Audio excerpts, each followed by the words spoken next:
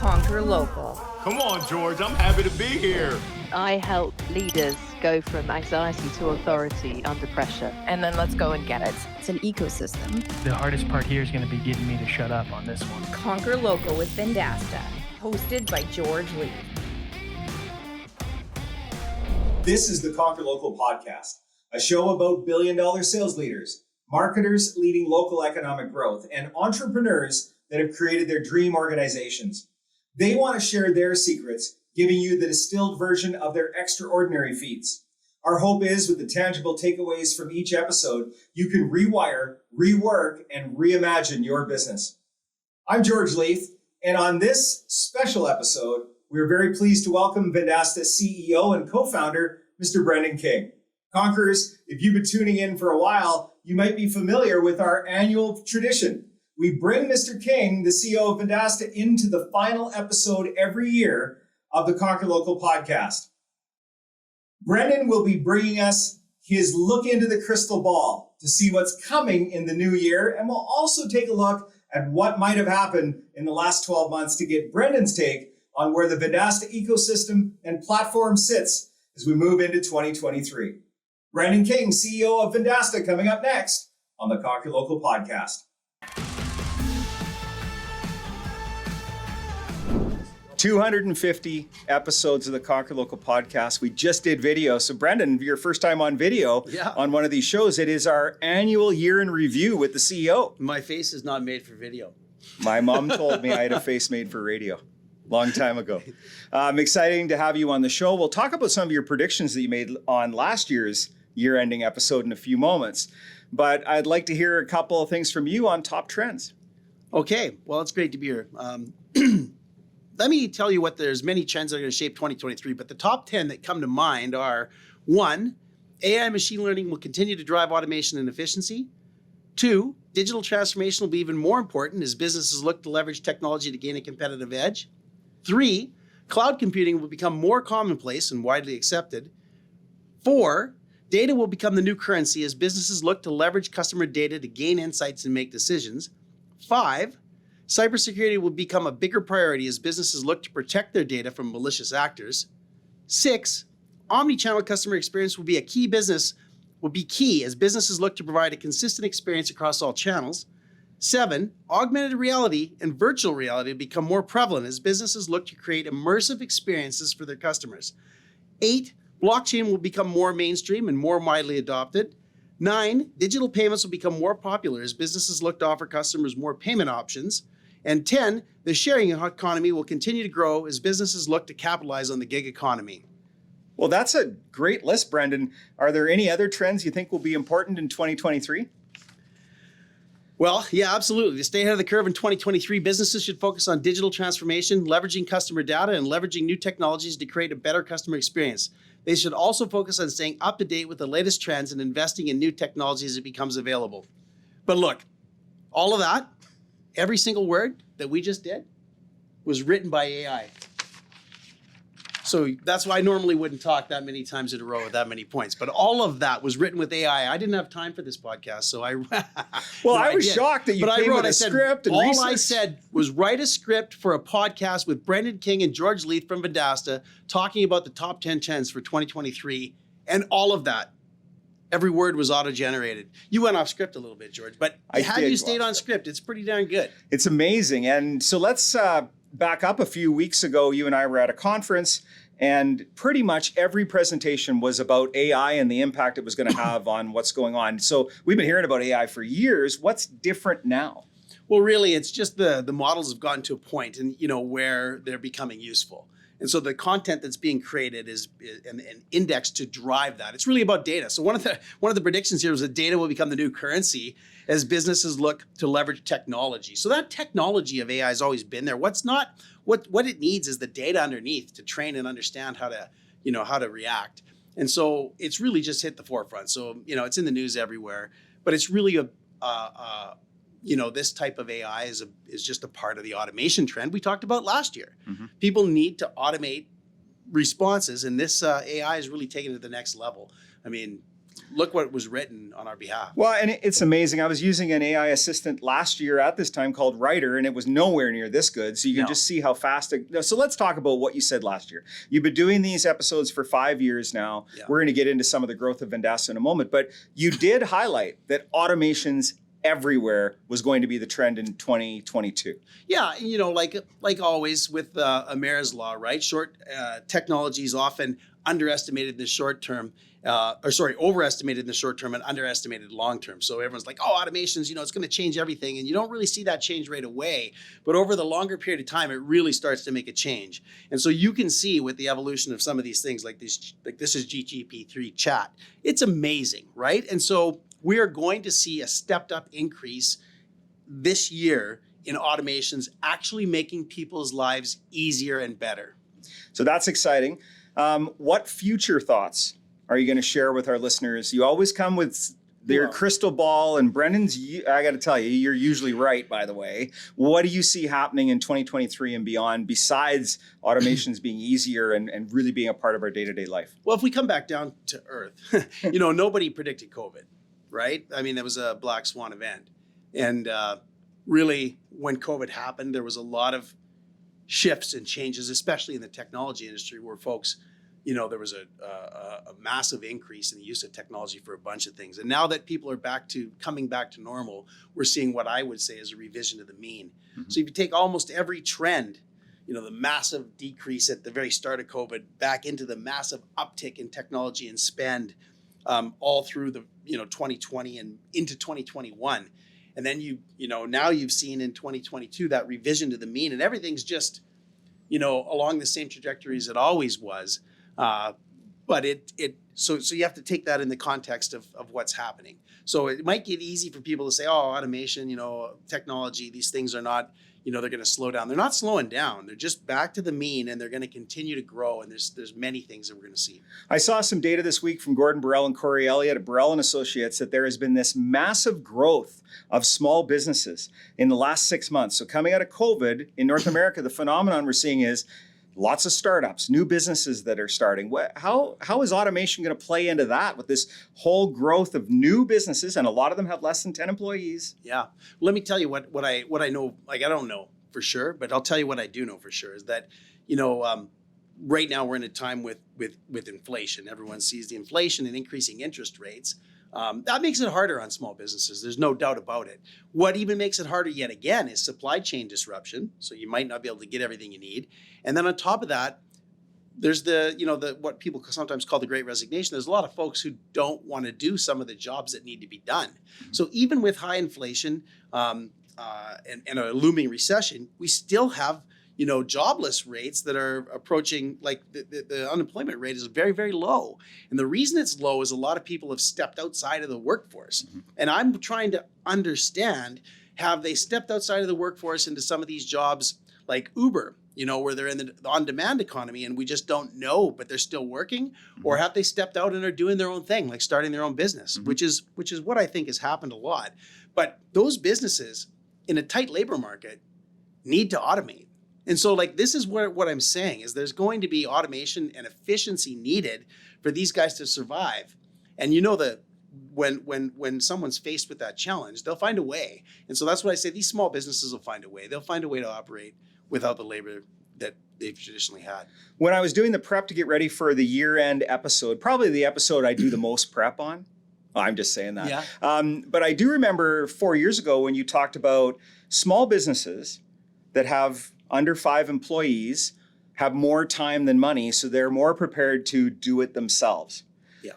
Is that what we're going to see from this influx of people that have started new businesses, where they're going to be, plus the technology's there for them to be able to do it themselves? Right, and they're digital natives, right? So, in the past, the folks that own businesses, they had not grown up with technology in their pocket. And so now we've got these folks that are starting businesses that are, millennials, that are younger, that are familiar with technology. They're doing things that most people in the industry said small businesses would never do. They're shooting their own Instagram reels. They're shooting their own TikToks. They're doing podcasts. They're able to, to run a cash register till. All of that said, though, when you are a small business and you're really into your woodworkers say, you're only practicing your craft a third of the time.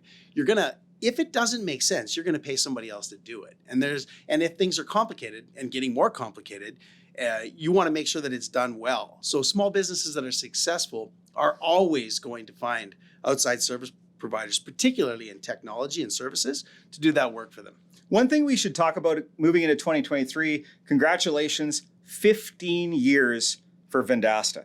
And I had the privilege of celebrating my 10th anniversary this past year, so I got nostalgic and was thinking back to the moment you and I went for lunch and we were discussing what your vision was. And, you talked about building a long-lived tech company right here in the prairies. Yeah. And now I hear you still using that as what your goal is, but I hear this slogan of democratizing technology for local businesses.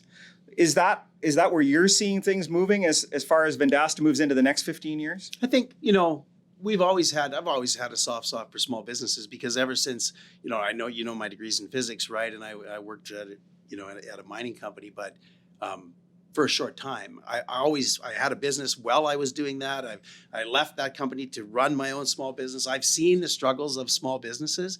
And even though I'm a technology guy, I know how hard it is to implement and use technology as a small business and how difficult it can be. So the goal has always been to make technology, and when I say democratize, to me that just means easy, accessible, and affordable. And that's what we're trying to do. So, the big guys, they can afford to have that technology infrastructure if you're a large chain or a franchise or a big brand, but a little guy can't. And I think driving that technology down to them is a good thing if you believe that the lifeblood of the world's economy is local business, and we really do. And that's why we get up every day to help small businesses succeed. But it's also a lucrative thing. I mean, it's where the market is. So it's not just that it's our core purpose, which it is, to help those local businesses succeed, but it's the right thing, not only the right thing to do, it's the right economic thing to do for Vendasta. When we met a year ago, there was a celebration. We even had a dual episode with Sandy Lore. The Matchcraft acquisition had occurred right around the time we were recording. And now here we are in 2022, and we're recording right around the time where you've done another acquisition, which is Yesware. And I'd like to understand how you see Yesware fitting into the Vendasta ecosystem. Yeah, so Yesware is a fantastic company that we've used since I think 2016 is when Vendasta, our sales team started to use Yesware as a sales enablement tool. And so as we've used that tool and as our platform has evolved, one of the main things that we want to do is be a CRM to connect those vendors of products and services with the small business and with the technology expert. And building that CRM is no easy task. And, we've taken some of the best-in-class tools that are out there, like Yesware, and it's going to help us to accelerate our technology roadmap, a couple, 3 years, and let us move faster. And there's a lot of subject matter expertise there, a lot of talent there. We couldn't be more excited to have Yesware as part of Vendasta. So one of the challenges that we've always had is, what does Vendasta do? And Vendasta does a lot. That's why it's a challenge to explain that. Do you see that getting easier to explain as the company matures? It's difficult because we're a three-sided marketplace and those things don't generally exist. And what that means is there's products and services that vendors have and that they need to get to small businesses, and they have a hard time to do that economically. And then you've got the small business who doesn't even know what technology to use. And then you've got these channel partner experts or trusted experts that actually help the small business.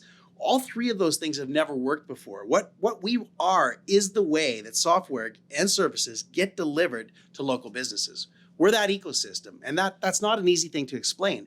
From the point of view of any one participant, it's easy. For a vendor, it's products and services, it's just massive distribution. For a channel partner, it's a platform to scale and grow and sell any product they need to. And for the small businesses, it's a way to buy all their technology from one trusted provider with one login and one password. So from each perspective, it's easy, but describe the ecosystem sometimes can be a little difficult. If we look back 12 months to today, how is your role evolving as the CEO now of a 750-person company as opposed to where we were a year ago? Well, it's different. When I think about what I can do, I can't contribute as an individual contributor. It actually has been a long time since I've been able to be an individual contributor. Really, there's only three things that I can do. One is I can provide the company with all the resources it needs to grow. so I can make sure we've got enough money. I can make sure we've got all the resources. The second thing I can do is build the team. I can't really do anything myself, but I can build a fantastic team who's been there, done that, and is much better than I am at any individual thing. So I build a great team. And then the last thing, and probably the most important thing, is to provide organizational clarity and alignment. That means that everybody knows where they fit in the org and exactly what they're doing. And everyone's clear on our purpose, on our vision and our mission, and can execute against that. One thing that I hear from folks, we just had a bunch of our biggest customers and longest standing customers here at headquarters for a period of 3 days. And you made a statement to those customers, and I'm going to call it out and you'll know exactly where I'm going in a moment. And it is, we ship our org structure. And I've had those customers come back outside of that going, I need to pay more attention to the way that I've built the organization. Yeah. Why do you believe in that mantra so much? Conway's Law? It's just that, the way that you organize dictates what you're optimizing for. So if you're optimizing for efficiency, you'll organize one way, and then you're going to get a very efficient organization. If you're optimizing for customer service, you're going to organize around that, and you're going to get a very customer-centric organization. So the way that you organize and whose ideas you follow, the way that the processes work, the way that the org delivers whatever it delivers, is definitely based on the org structure. And that's, so I'm a big believer in Conway's Law.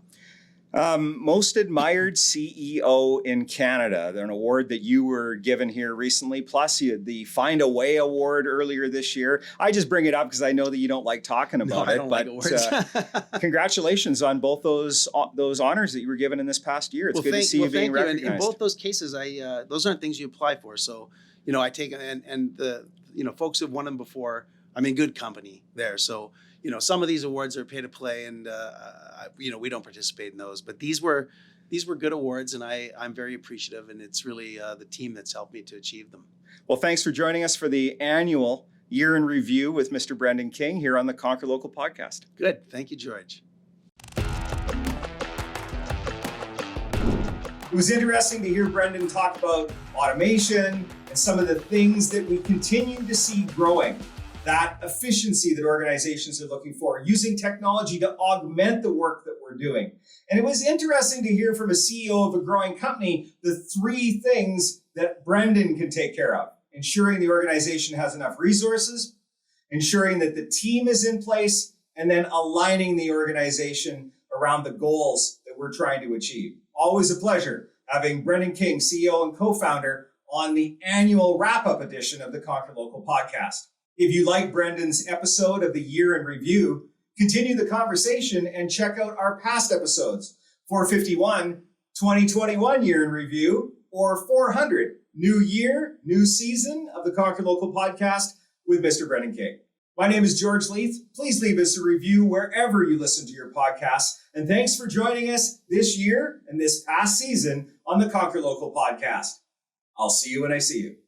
You've been listening to the Conquer Local podcast presented by Vendasta. Tune in next week for a new episode.